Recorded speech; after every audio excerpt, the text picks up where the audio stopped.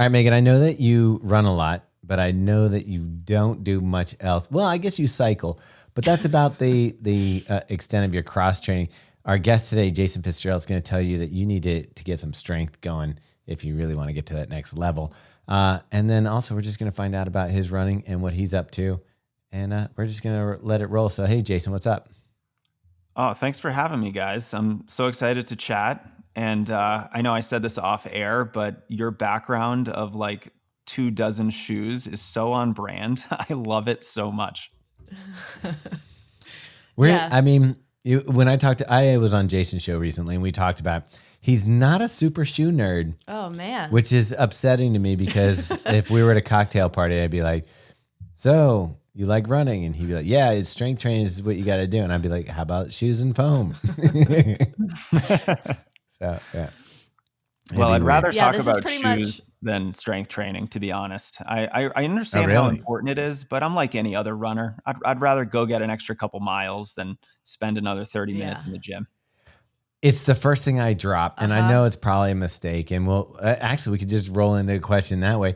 Like, here's the thing: if you're running and you're training for a marathon, I definitely think at the beginning we all have the best intentions to follow through with stretching, weightlifting, cross training, and running. But when you get down to the deep stuff, when you have 13 miles to do before you go to work at 8 a.m., the first thing that you're going to drop is probably the pre-run routine and any weightlifting. And you always say, oh, when I get home, I'll do it. But most of us, like you were just telling us you did 3 podcasts today. There's no chance you're going to have a ton of energy at the end of this day to be like, let's go lift heavy. I am actually going to double today, but with a bike session. So I ran a little bit this morning. I'm going to do some stationary bike later. But you're absolutely right. I mean, this is a tale as old as time, right? Every single runner has had this experience. Best intentions at the beginning of the season. And then when they get busy, when some of that, excitement and glitter wears off on their new marathon training season, they tend to drop some of the things that are nice to do, but maybe they don't think are necessary to do. So I get that. I'd say we still think it's necessary, but we're like, sleep is also very necessary. Yeah. Yeah. I mean, look, I don't have a magic bullet or secret solution that will fix this for folks. I've always thought that if you're training really hard, if you're going after a PR, if you're training for your first ultra, you're really pushing the envelope. The reason to do all those little things, the cross training and the strength training, the drills, the warm-up routine before you go running, it's to continue doing the thing that you love doing, which is running.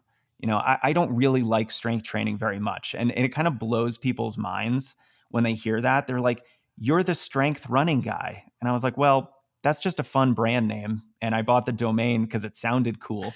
But, I really only like strength training because it lets me train at a high level. And when I was training really hard, I'm no longer training at my best. But, when I'm training 80, 90 miles a week, I just wouldn't be able to do that if I wasn't warming up properly and doing the strength training and making sure I'm cooling down and all that other stuff, because I would just get hurt. I happen to be a very injury prone runner. And, every runner has gotten hurt and they know how much it's awful, how they would never want to be hurt again. And Well, I just do you know got to how a they point- say it's kind of, I'm going to interrupt you there because it reminds me of there's no atheists in foxholes. And I feel like when you get injured, you're like, I'll lift, I'll stretch, I'll do anything I can to get back on the running. But it's funny because you just mentioned high mileage, which is 80, 90. Meg's like an anomaly over here. And I don't want to jinx her, so knock on wood. But you run like 100-mile weeks, 90-mile weeks. And I never seen you do a squat. Yeah, it's not What is your for secret? me. Like I think I'm lucky in that I'm just not injury prone for Knock the on most wood part. on that. Yeah, knocking on wood. I've been injured like everyone, but yeah, I love running so much, and like you were saying and Thomas was saying, it comes down to time, and if I'm going to drop something, it's usually Wait, did you ever start it though? I dabbled. Like, do you do a warm up? Sometimes. But like normally I just ease into the run. That's my warm up. She likes the Kipchoge method. My warm up is my warm up. But like for the most part, Jay, when you're talking to people and people are coming to you, you're probably it's almost like you're going to attract people who are probably more injury prone and stuff because they're the desperate ones looking for that. What can change this trajectory for me?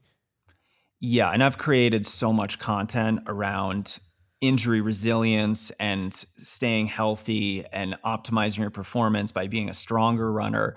So that certainly brings in a certain type of athlete that I think more resonates with my content. But Megan, you are probably an amazing outlier in that you can run so much, and it's likely because you probably have pretty good mechanics. You probably train pretty intelligently. You're not hammering every run. You're focusing on recovery. So there's certainly a lot of things that go into that. But yeah, I'm curious to know, like, how long have you been running high mileage like that? Has this been something that you've been doing your entire life?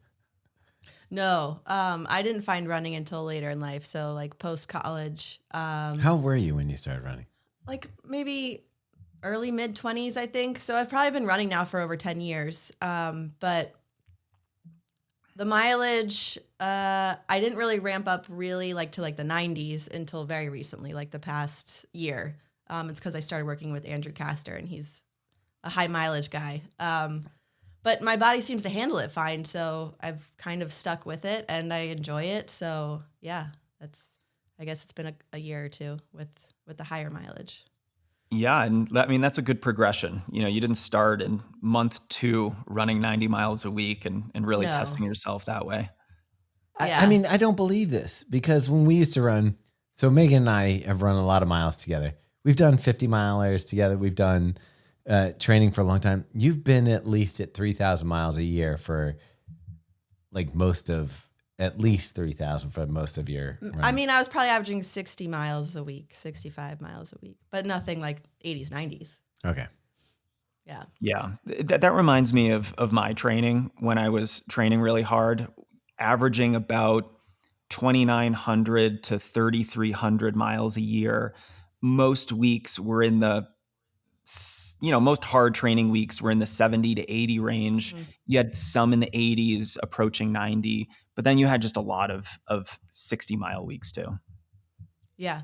Okay. Speaking of which, we didn't get your background on how you got into the sport in the first place. So let's go back to that. Where did running start for you? Oh man, running started for me as a middle school kid who was doing track and field week in gym class. And I purposefully avoided every single running event because I hated running. So I was like the 110-pound, 5'4" kid throwing the shot put. I'm sure it was hilarious. And I high jumped actually. And I was the second place person in the school in the high jump, which in hindsight to me is just one of the funniest things because I was like 5'4" and I had no business doing the high jump whatsoever. And when I got to high school, I was like, I'm going to run cross country because it's like track. So I went to practice thinking I was going to go do the high jump, showed up in basketball shoes, long mesh shorts. And I quickly realized like that little Nas X. Exactly. He just did a half marathon, didn't he? And yeah, in high tops. Yeah, that was me. It's funny. He's injured. He's injured now, of course. Yeah.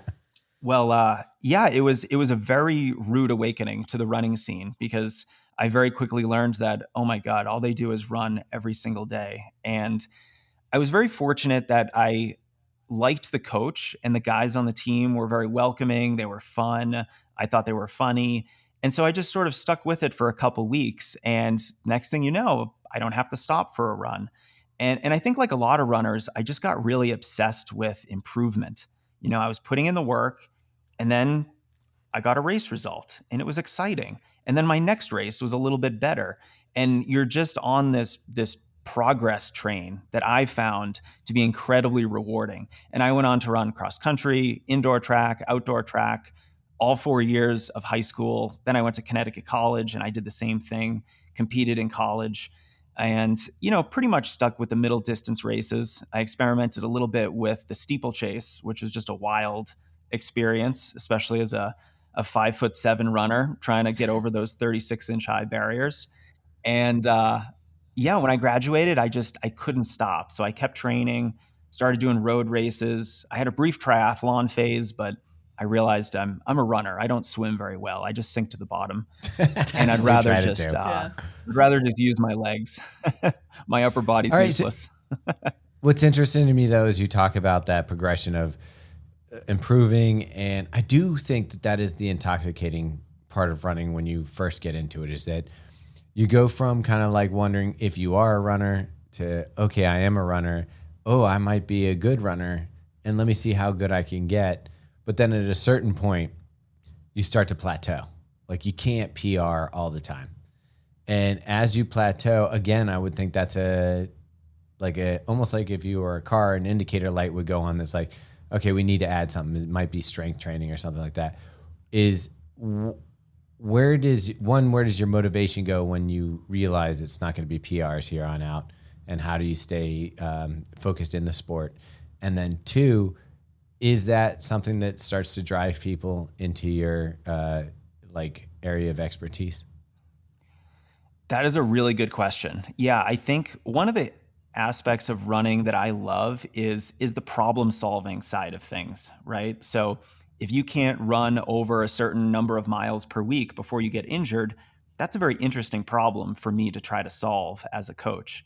And so if you do hit a plateau, this is like, the big investigation moment for any coach. They get to look at your training and see, okay, where might we be able to tweak things, to do more of something, maybe even to do less of something, and to, in other words, improve your training in some way so that we can continue improving. Because ultimately it's about progressive overload, right? You have to keep doing more of something, generally speaking, to keep stressing your body, to keep your body adapting to that stimulus. If you're running 20 miles a week, at a certain point, that's not going to be enough to keep driving those improvements. So there's a lot of different things we can work on, but I was never demotivated by that lack of progress because I felt like there was always so much opportunity. There's always this big opportunity for me to get better, and really for any runner to get better. There's always something we can improve upon, whether it's trying to run more, running smarter workouts, maybe being more consistent with a long run, adding strength training, not only because it's going to improve our running economy and our ability to kick hard at the end of a race, but it's also going to improve our ability to prevent a big next injury. So if you're an injury prone runner, well, you're probably going to get better if you can turn 1 or 2 big injuries into niggles and then just eliminate 3 or 4 smaller, annoying little niggles. So there's a lot of things that we can do, but I was always very motivated by that. In fact, I think a plateau is an exciting time because then you get to almost reinvent yourself. You get to maybe focus on a different distance or a different type of event that you've never trained for. If you've always been racing half marathons or marathons, maybe breaking through your plateau is training for a 5K and spending a season working on speed. So I think that's liberating for runners because they can always do something. And there's so much opportunity to add, to change, to modify so that we can keep optimizing. Yeah, that all makes sense. So you said you were mostly a middle distance guy. When did you decide you were going to run a marathon? It is kind of another tale as old as time. Your friends peer pressure you into running a marathon, even when you have no real indication that you want to do it. So yeah, I ran my first marathon in 2008. It was just over 2 years after I graduated from college. So I did spend, about 10 years focusing almost exclusively on the 10K and shorter. And then I did graduate to the 10 mile, the half marathon distances. I think those are much more accessible compared to the marathon. The marathon is that it's its whole separate beast, especially physiologically speaking. Things happen in the marathon. So yeah, Yeah, they do. It was about 10 years after I started running, and it was mostly peer pressure. And I'll be the first one to admit, the marathon does hold kind of this unique, special place in my mind. But, my real love is some of the shorter distances. I think they're just so fun. It's easier to train for in a certain sense. You can run more of those races. You can run them more frequently. That's just fun to me. Yeah. I feel like the marathon is the equivalent to when you get married, people asking you when you're going to have kids. If you start running, sooner or later, someone's going to ask you, so have you thought about a marathon? That's a great analogy. Yeah. So, yeah. And I think it for the most part, all of us do kind of go, yeah, I guess if I'm a runner, I gotta sign up for a marathon. And even though I'm sort of sitting here bad-mouthing the marathon, saying it's not my favorite event, I do think every runner, if they can, should try to experience the marathon because it is so singular. It is so special. And, there's so many people who say, life is a marathon experience is like a microcosm of life itself. There is something to be said about that. And for anyone who hasn't run a marathon, who thinks that kind of talk is a little bit too new age, woo-woo, however you want to describe it, go run a marathon and you'll understand. Yeah. Yeah. I've run multiple marathons and I still sometimes get teary-eyed when I cross the finish line. I think it's the distance for me is just long enough that you really find out stuff about yourself. You find out where your limitations are and maybe where they're not. So I think that's why it becomes such a beautiful thing. And I think that you see people who finish a marathon and go, oh, I could probably do other stuff because I followed a training plan, I did the work, and I got the result. Like if I could do this with something I didn't think I could do, what else could I do? And as a matter of fact, when I started, and we talked about this on your show, when I started believing the run, I think there was a big part of that was like, why can't I do stuff? And so I just started doing stuff, and it can translate to it in a way that maybe the shorter distance doesn't. Now, I do feel for you on the shorter distance where I would disagree with you. The pain is different in a 5K, 10K, 10 miler than it is in a marathon. I feel like a marathon is more like an aching, crumbling, falling apart pain, where a 5K is like getting stabbed in the face if you're running it as hard as you can. Yes. You're 100% right.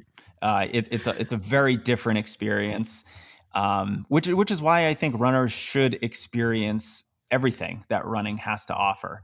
And that is, I think, one of the few ways that you can really glimpse your potential is if you dedicate the time, energy, and resources to becoming the best marathoner you can be, the best 5K athlete that you can be, because then you're just going to learn so much about yourself. And I agree with you 100% that if you can put together a really good marathon, that's going to increase your belief in yourself in a way that putting together a fast 5K really isn't. And it's interesting too, because I've talked to all these sports psychologists on the Strength Running podcast, and they're all like, yeah, running builds incredible self-efficacy, which is this confidence in your ability to get something done because you've created a plan, you've executed the plan, you probably had to alter the plan and make up a plan B, C, or D, and then you executed it on the day for your goal, and you were successful. And what is a better teacher than something like that? I mean, if you can do that, maybe having a family isn't so big in your mind, or starting a business, or any of these big things that you can do in life. I mean, if you can run a fast marathon, you can do it all. I don't even think it needs to be fast. It's just, if you set out, like a lot of people, like when they start, they're sedentary. So they get up and they're like, I'm going to take on this wild goal that I never thought would be possible. And that proving, but let's go to Jason Fitzgerald here on the start line. Which start line is going to cause you the most anxiety? 5K, 10K, 10 mile, marathon, half marathon. Which one? Because it is like when I line up to a 5K, I'm like, I have 20 something minutes here to bust it out, and I get extremely anxious, and then it's a different kind of anxiety on the marathon. Which one is the most like getting you going? Butterflies. So I have a very clear answer for this, and it wasn't any race that you mentioned. I was curious if you wanted to guess. It's a little bit of an offbeat distance, but it scares the crap out of me. Oh, is it have a K at it? Because like K is like, I can never do the math. 15K. You can have a K on it, but I think traditionally you don't. Sort of like if you run a 5,000 meter track race, you call it the 5,000. But if it's a road race, you call it a 5K. Okay. So let me just tell you, it's the 3,000, 3K. So it's just under 2 miles. I find this race absolutely terrifying. It is short enough to be incredibly fast. It's just under 2 miles. So, I remember racing this in college, and I'd be trying to run the first mile only 10 seconds slower than my best in the mile. And then you just have to hang on for another 1,400 meters and try to kick and try to keep running fast.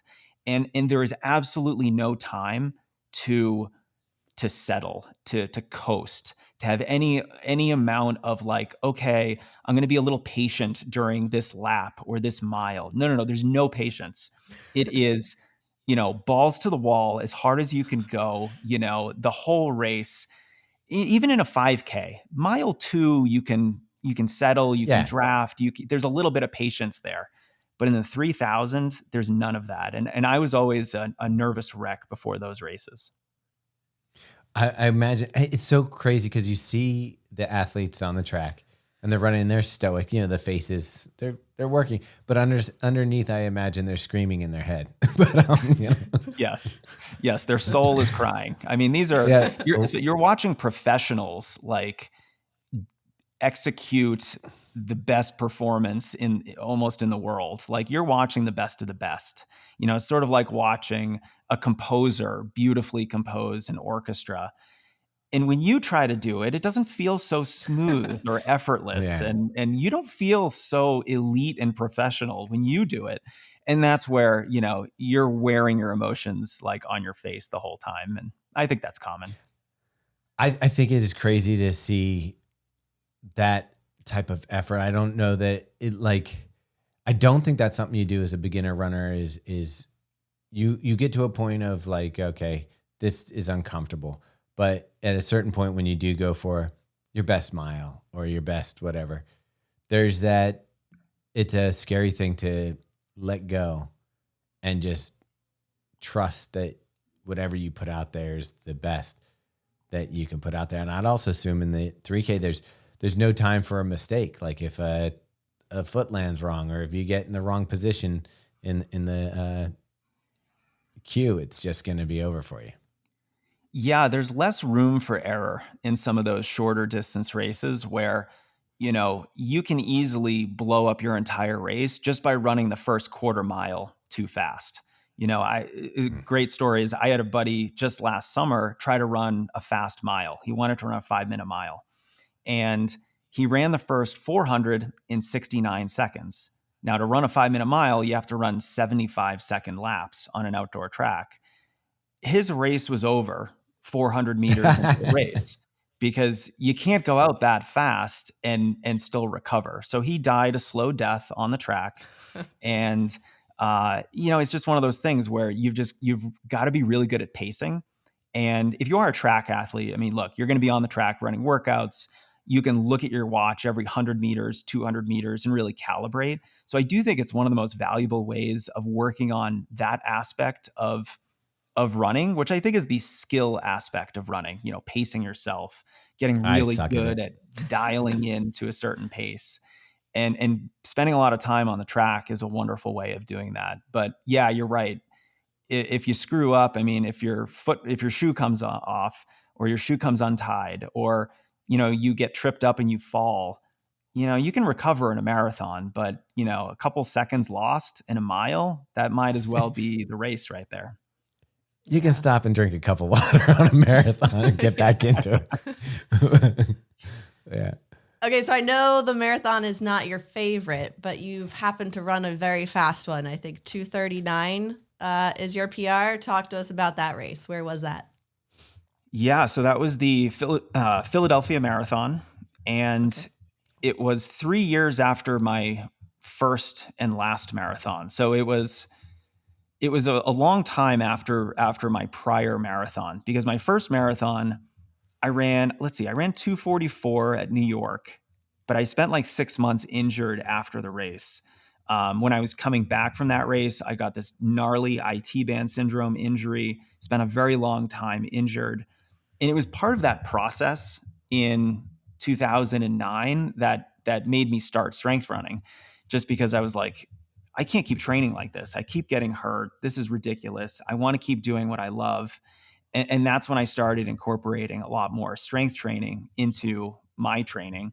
And it just really helped a lot. But uh, the 239 at Philadelphia was like my vengeance on the marathon. It was like the last one hurt a lot. The last one had the most cliche, hit the wall at mile 20 experience that everyone told me was going to happen. And I was sort of this cocky. New York's brutal. Yeah. Yeah, New York is tough. And like at 244 at New York is something great. I mean, things have meat grinding. I was a very cocky, like post-collegiate runner who thought I could negative split. And, how hard is it going to be to run a 6-minute mile?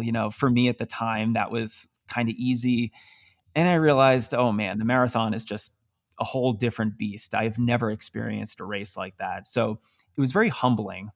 And because it hurt me ultimately at the end, I felt like I had something to prove in the marathon. I wanted to run a good race.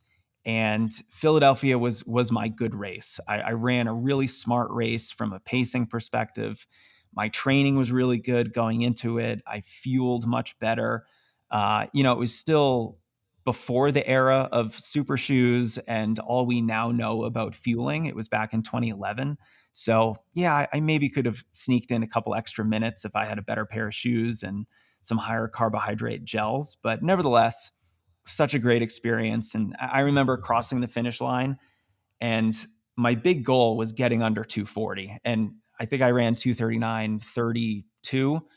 And I just remember crossing the finish line and just saying, I did it. And that experience was something I never had in any other race distance. So, Thomas, just thinking about what you were saying earlier about how the marathon is so special and unique, there's a great example right there. If I had run hundreds of races before that, but it was the marathon that probably gave me one of the most rewarding finishes of any race I've ever run.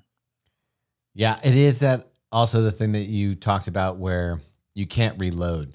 So when you had a bad, and that's the thing we talk to track athletes, and it's like, okay, you have a bad race, you reload the next week and you throw down again. Whereas the marathon, you can, if you're not injured or something like that, you can come back in a month and a half, 2 months and try to do it, but it's not ideal.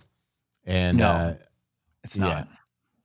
Yeah, so that's what I love about middle distance races, because it teaches athletes to be so good at accepting failure, because you're going to fail probably more than half the time. Half of your races are not going to go well. You're going to get 30% where, they went well, but you didn't run a PR. And then you have a couple races that go really, really well. You've been looking at my Athlinks.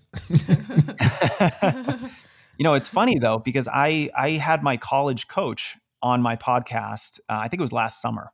And he said, in my 50 plus years of running, I can look back on my entire running career and I have a handful of perfect races.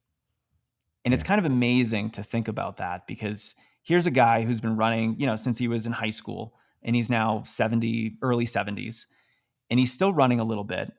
And he looks back on this long lifetime of running, and he only has a handful of perfect races.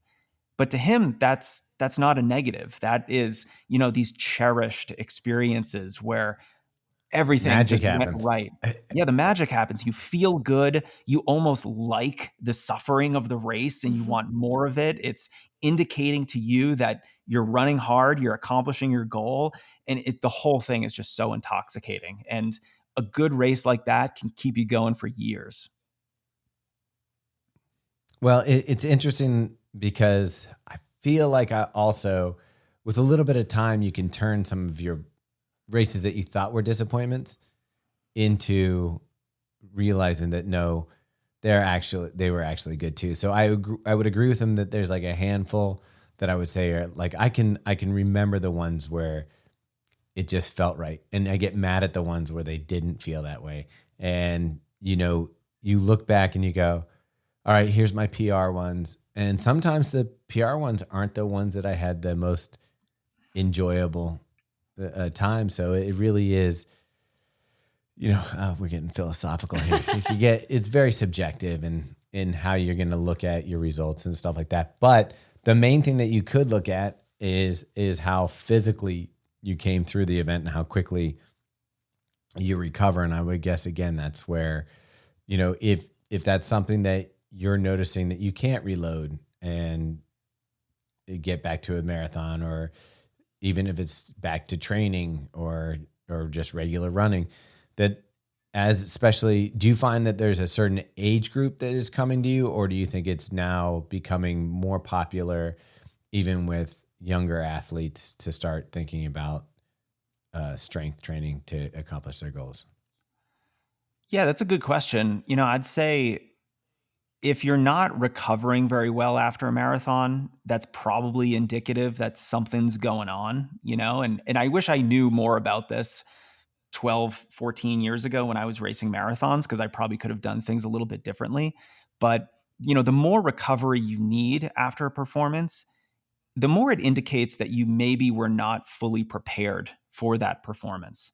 I think one of the least talked about recovery strategies is just to make sure that what you're about to do is appropriate for you, right? So you're going to have a hell of a time recovering from a 20-mile long run if your longest run previously was 12 miles, right? So part of the equation is doing things that are appropriate for you. So number one, let's just make sure we're training properly for the marathon or whatever race distance we might be targeting.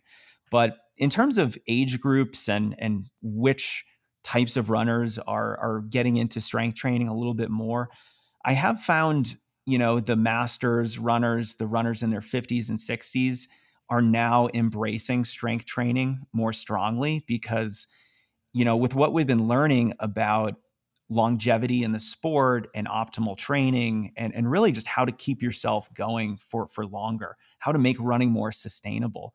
It really is, there's no magic bullet, but if there was one for an older runner, it's probably strength training because it really complements running in a very specific way. And it also addresses things that running doesn't address. Running is catabolic. It has the potential to break down tissue, where strength training is anabolic. It has the potential to build up some tissue.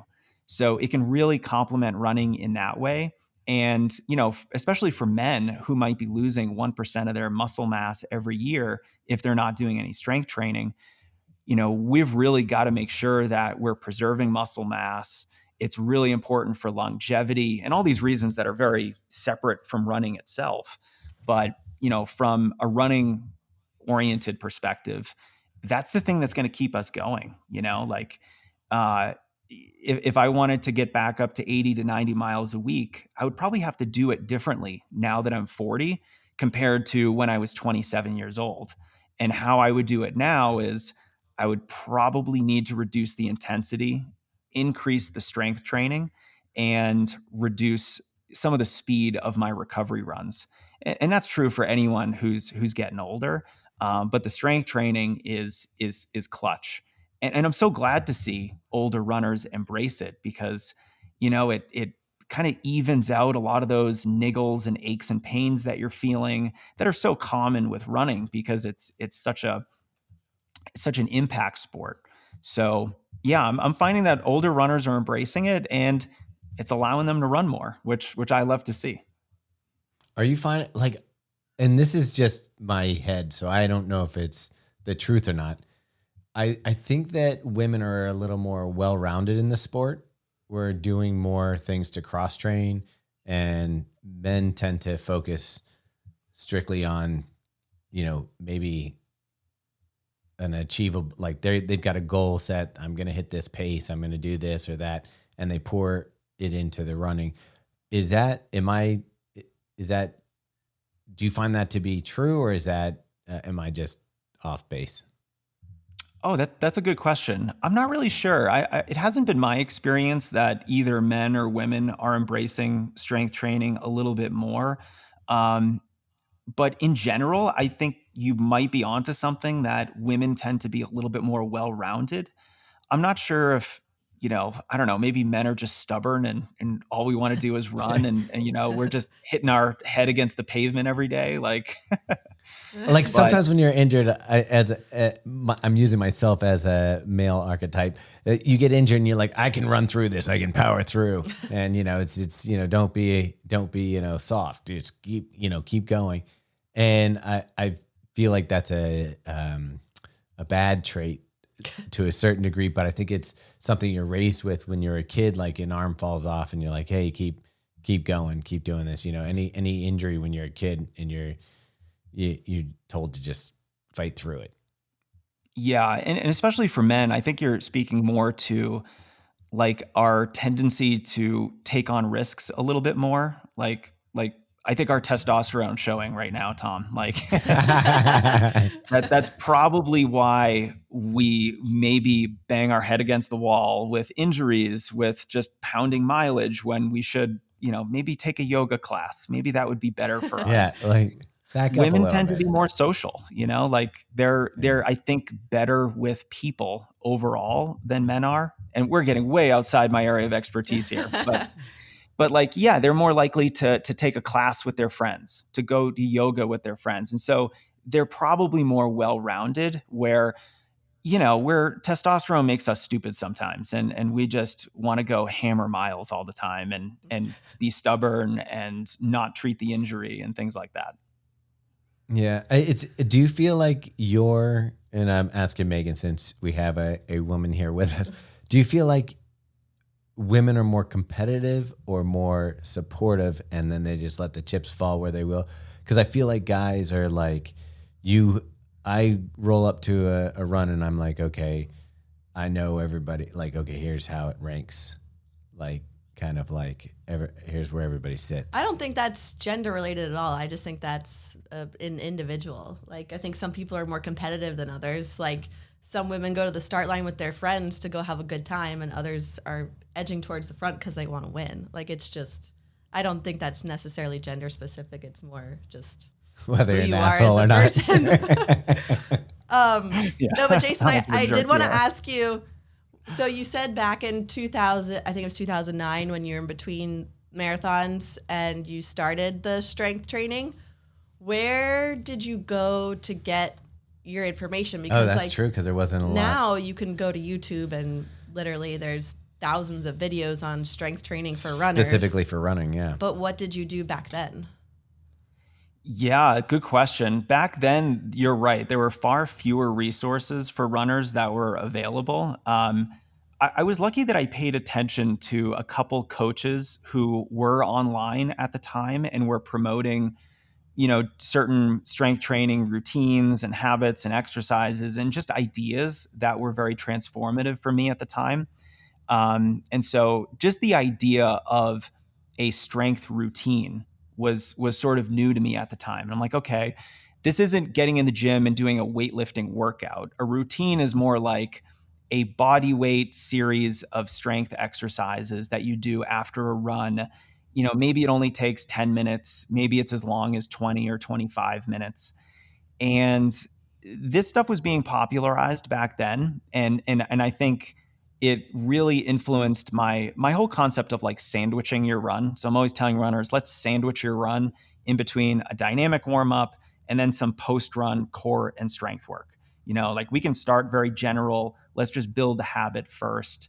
And it's funny because I created one of those routines I published it on YouTube, I think in 2010. So this is very early.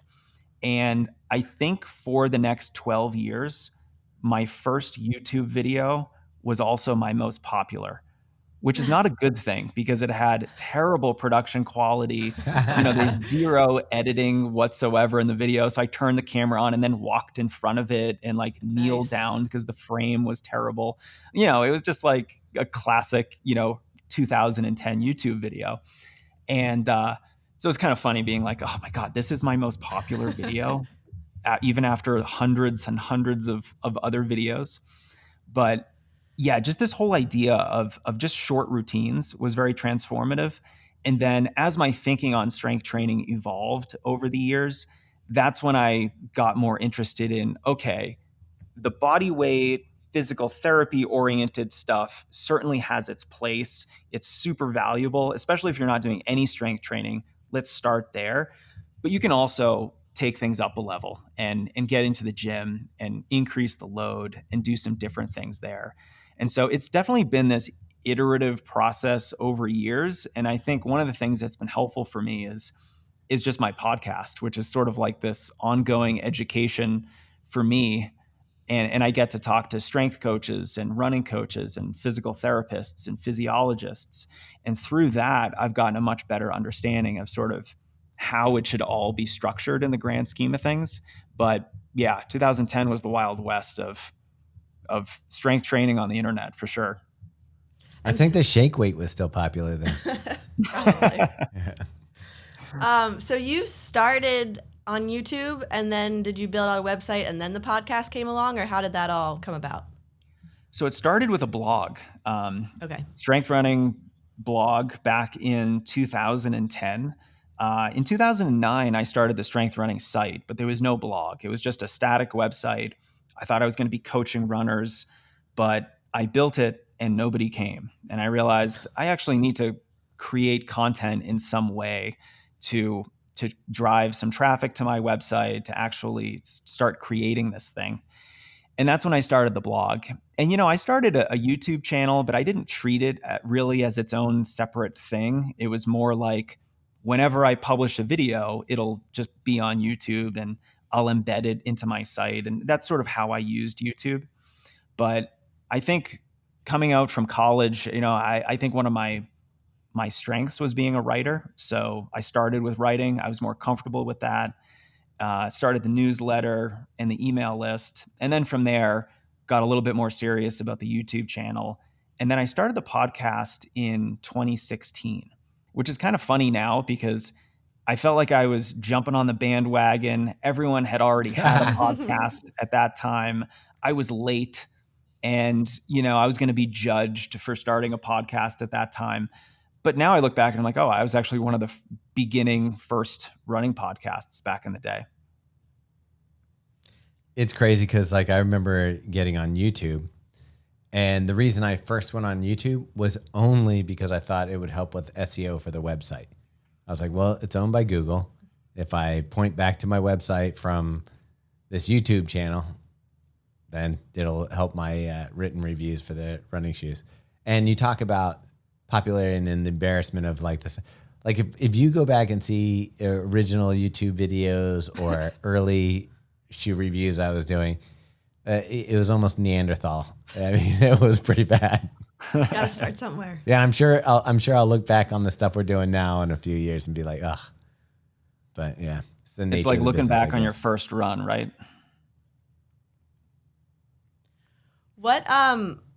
When did this become, I'm assuming this is now your full-time gig, like the strength runner is what you're doing, but were you doing this on the side for a while, or what were you doing if you were doing anything else?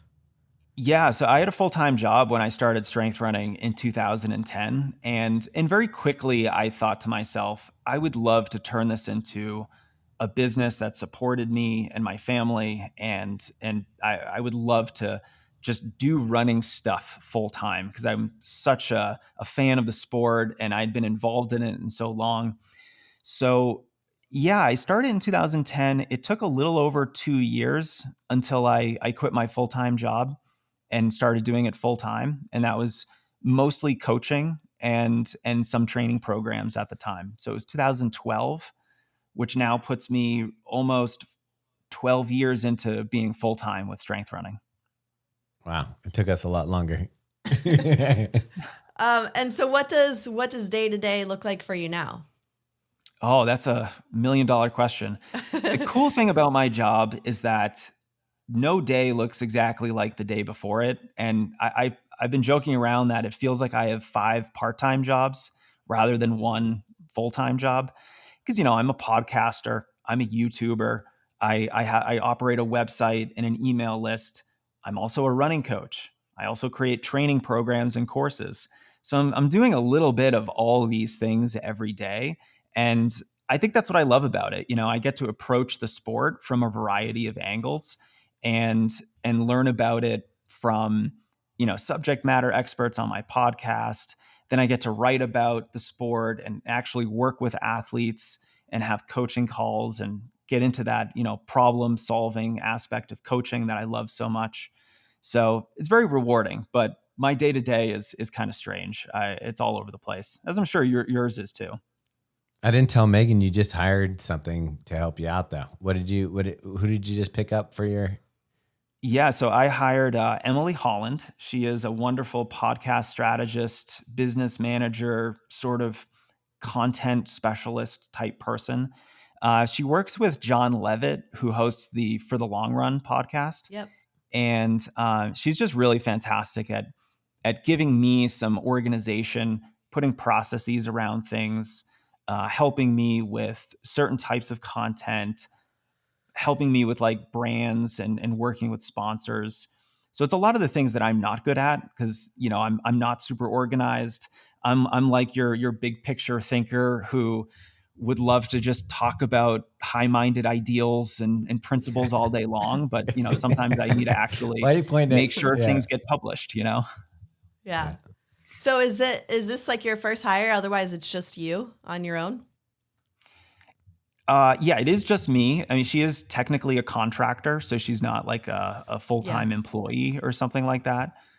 So I don't have any employees. I have a lot of contractors that do certain tasks, certain jobs, whether it's design, web development, writing, content stuff, video editing, those are the things that I'm not good at. Yeah. Okay. So I wanted to ask you some like general runner questions. Just because I think our audience will love it. So like a new runner comes to you, what is like your top 3 pieces of advice for them? Oh boy. So they're a beginner runner? Yeah. Okay. I would first want to know, what their goals are. Why are you running? What do you want to do? And then I would look at, all right, so I know what you want to do. What are you currently doing in terms of your running training? How are you structuring things? And then from there, we'll sort of just kind of iterate on what they're doing so that we can move them closer to their goal. But I love to talk to runners about like, okay, you have this goal. Have you tried many times to accomplish it and you haven't been successful? Okay. What was your preparation like beforehand? What can we look at and see can be improved this time around? So yeah, it's like, it's almost like a training evaluation to see where things can be improved, where we might want to do more of something or less of something, or optimize this a little bit better. But ultimately, I love talking to runners about, what they're excited about. I was just, we were talking about the marathon and how I like the marathon, but I don't love the marathon. And so just like that, I want to know what really motivates a runner, what gets them inspired and excited to train. Because look, at the end of the day, running is hard. Running can be quite difficult. Has anybody ever said it's the t-shirt and medal? Nobody has ever said that, which I think is funny. Okay. Like, we feel like the t-shirt and medal is almost like mandatory, but that's not why people are running these races, right? Yeah. Yeah.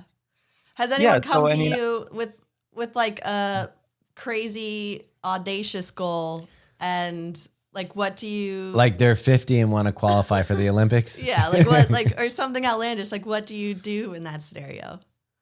So there's two categories of outlandish goals. There's the outlandish goal that you can accomplish, but it's probably going to take you more time and energy than you might initially think.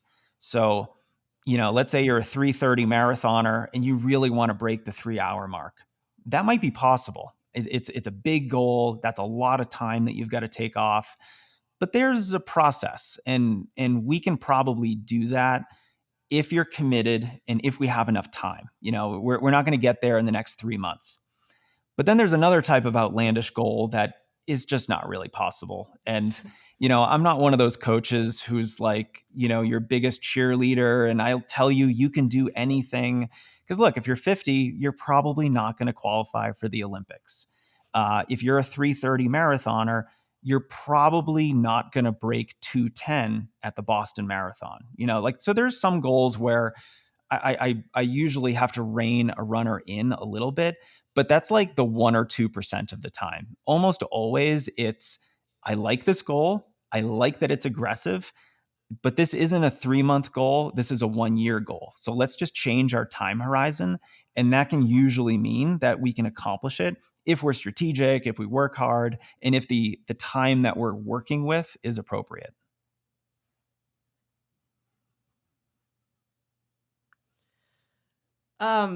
Okay. You've interviewed a lot of people on your podcast, and I'm sure you've been on podcasts. What is like the best piece of advice you've received, or something that was like really impactful that someone told you that stuck with you from a conversation? Oh my goodness. That is another $1 million question. I'm almost not sure how to answer that because I've just gotten so much good advice on the podcast. Okay, maybe just a recent one then that was good I will actually, I just recorded a podcast earlier today. It's not even out yet, but it was with a physical therapist who is talking about one of the biggest issues he sees with runners when it comes to them rehabbing an injury or just strength training in the gym when they're healthy is that runners tend to be afraid of load. We want to do body weight exercises. We want to lift the bar. And just thinking about when you're running fast downhill, let's say you're racing a road 5K, your legs are going to be experiencing like 5 times your body weight. So if you're not even loading your body with a little bit of weight, you're just not really preparing yourself for the demands of running. And so this is something I've sort of known for a long time, but at the same time, it's a complete 180 with where I used to be at the beginning parts of my running career, where I thought running was enough exercise for your legs. You're getting such a strong stimulus for strength if you're doing hill workouts, if you're running fast.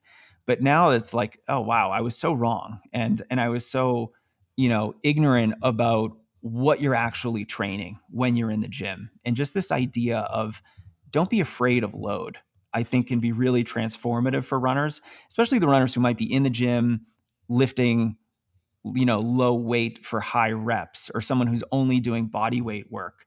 Let's increase the load. And that good things come when you do that. And where would you suggest someone start if they're, say, like me and don't do any sort of strength training? Where would you tell them to go to even begin about adding that in? I would say let's start incorporating this sandwich concept where we're just going to do a dynamic warm up before you go running. And I think that is helpful to start because the first week or so, it's just another thing to do. And you might feel a little weird when you start running because you're not used to doing a bunch of lunges and leg swings and all these other exercises before you go running. But if you are consistent, you're going to start to feel really good after that movement practice. And you're going to feel much better in the beginning of your run than if you didn't do it. It's sort of like if you woke up in the morning and just went out for a run within 20 minutes, your legs are going to be tight and you're not really going to be fully awake. But if you wake up and do 2 hours of like manual labor chores around your house and then you go running, you're probably going to feel a lot more woken up. You've had some blood flow. Your body is just more primed for physical activity. So let's start with a dynamic warm up before you go running. And then after your run, let's just do a short routine, a strength routine, a core routine. Maybe you're using a medicine ball or an exercise band, but you don't have to be getting into the gym, worrying about load that we were just talking about. Let's at first just start with some basics. And if you can do 10 or 15 minutes of body weight strength exercises or core work after a run, you're going to start building strength. You're going to start cooling down better after your runs. And that's just going to really help you with so many other aspects of your training. You're just going to start feeling better. And then you can start taking the next step and start progressing with the strength training from there. I like that. Right. That sounds manageable. How many of your athletes have you recommended jazzercise to? 100%, Tom. 100%. Cross training is important.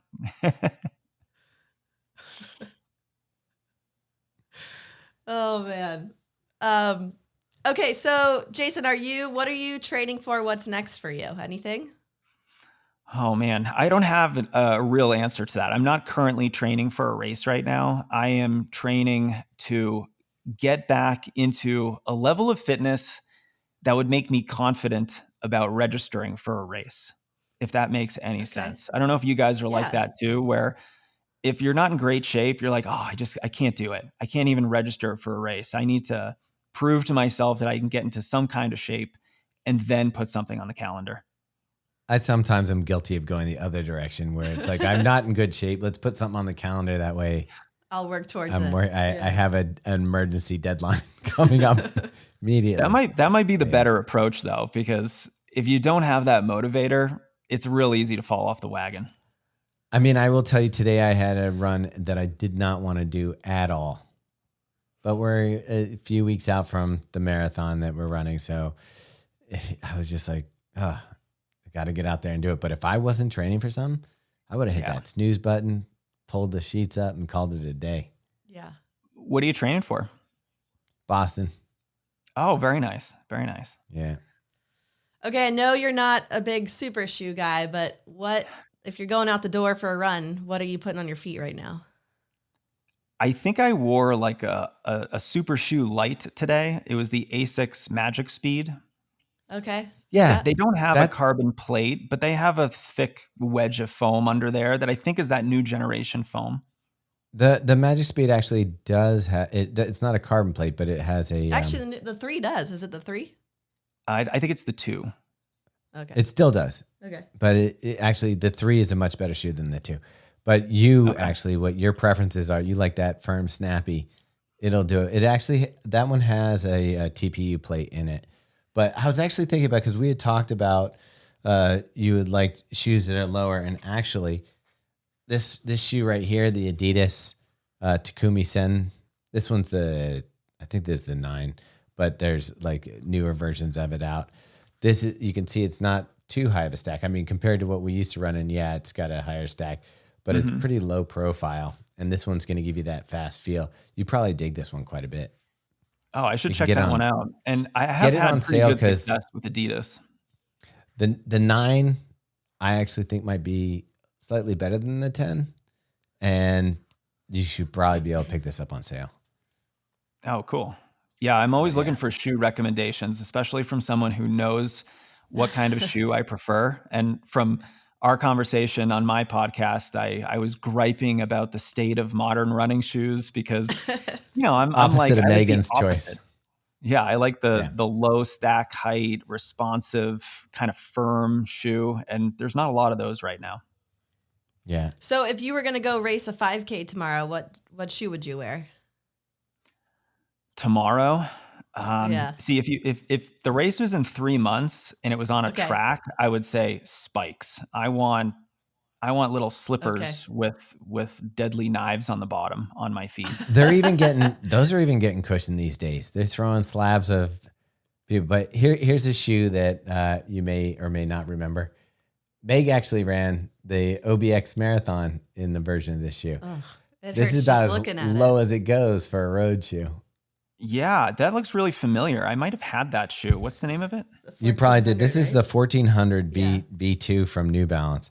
And they actually I think this was Fresh Foam on it. Or Rev Light, actually. No. Yeah, this one could hurt you. All right, so yes. spikes it is if you're on the track. I did a review of this shoe back in 2013. And I remember, I mean, I would go and run like 10 miles in that shoe. Like it was like an easy base run shoe for me at the time. I loved it.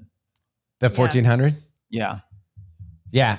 Back then, that's light was what you needed.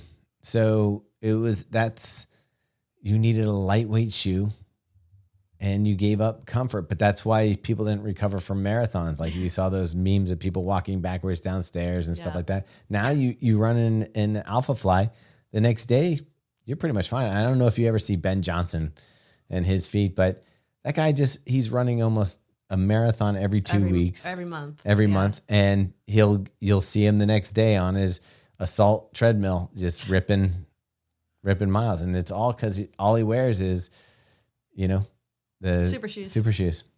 Yeah. If they agree with your body and your mechanics, they can be a lifesaver if you want to race a lot, if you want to train a lot, especially if you're, a master's runner or older. And these things are going to cause muscle damage. And so super shoes have been a game changer for, I think, the hard training runner, the older runner who doesn't want to be so sore afterwards. When I was younger, the thing was, racing a 10K. Megan just doesn't like. Oh, sorry, I was going to say racing a 10K on the track in spikes. Everyone knew that your calves were going to be completely destroyed the next day. Yeah. But it was just part of the process. Yeah. That's so crazy. Meg doesn't like to feel the ground. No, not at all. And you and I have opposite opinions on shoes, it sounds like. But yeah. Yeah, well, that's why they make so many different kinds of shoes, different mechanics and anatomies, and you got to use what you like and personally enjoy. Yeah, exactly. Okay, Jason, I know we're over the hour here, so we will let you go. But thank you so much for coming on. It was super fun to chat with you. And if people want to find you online, where should they go?